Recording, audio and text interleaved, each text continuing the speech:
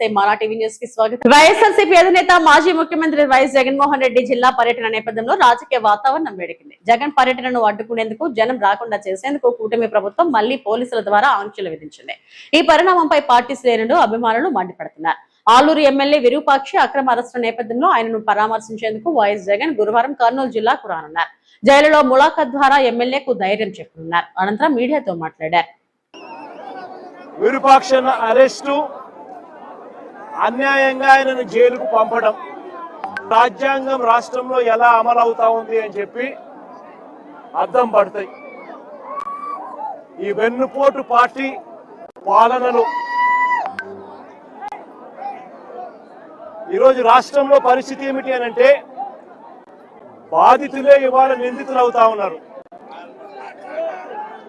రాష్ట్రంలో ఇవాళ పరిస్థితి ఏమిటి అని అంటే, దాడికి గురైన వారిపైనే కేసులు పెడతా ఉన్నారు. పెట్టిన మూడో కేసు ఏమిటో తెలుసా? అదే గ్రామంలో ఎమ్మెల్యే మీద పెట్టిన మూడో కేసు ఏమిటో తెలుసా? ఎమ్మెల్యే కారును ధ్వంసం చేశారంట. కారును ధ్వంసం చేశారంటూ మూడో కేసు పెట్టారు.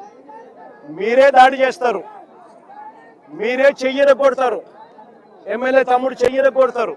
దారిలో పోతా ఉన్న ఎమ్మెల్యే మీద మీరే దాడి చేస్తారు. ఎమ్మెల్యే తమ్ముడు చెయ్యిని మీరే విరగొడతారు. మళ్ళీ ఎమ్మెల్యే మీద ఎస్సీ ఎస్టీ కేసు పెడతారు. భార్య బట్టను సైతం చింపిపిచ్చి మొగుళ్లతో, భర్తలతో. మళ్ళీ అంతటితో కూడా సంతృప్తి చెందుకోకుండా కారును ధ్వంసం చేశారు.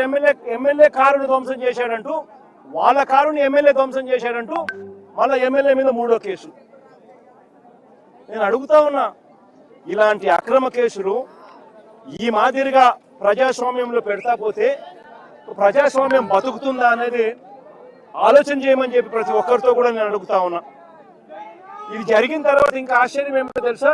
ఇది జరిగిన తర్వాత ఎమ్మెల్యే గిరిని ఎవరినైతే కారులో ఎక్కించుకొని ఉన్నాడో ఆ గిరిని తీసుకొని, ఎమ్మెల్యే తమ్ముడు ఎవరైతే ఉన్నాడో శ్రీరాములు ఎవరైతే ఉన్నాడో తమ్ముడు తీసుకొని పోలీస్ స్టేషన్కి వెళ్ళి ఇవన్నీ చూపించి కేసు కట్టండి అయ్యా అనంటే పోలీసులు కనీసం కంప్లైంట్ కూడా తీసుకోలేదు.